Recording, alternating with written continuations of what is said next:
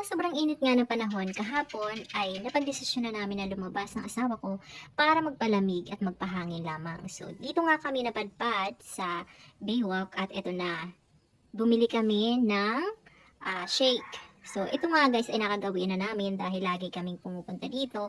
At isa nga sa nakasanayan namin dito ay ang bumili ng shake.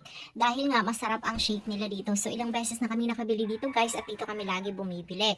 At ito nga, ang medium size nila ay 30 pesos lang at ang large size nila ay 40 pesos lamang. So lunod na lunod ka na dun guys sa halagang yun. So napakamura lang. So meron silang mango, avocado, chocolate at buko. So habang nga piniprepare nila ang in-order ko rin na fries, so bumili muna ako ng tempura. So ayan guys, paborito natin yan. At pagkatapos nga ng ilang minutong pag-aantay, eto na ang ating fries. So napakasarap ng fries nila dito guys, napaka-cheesy and yun, parang naka-Jollibee ka na. Sure! Ang ganda pa ng lagayan nila. So ito yung ating tempura at ang ating shake.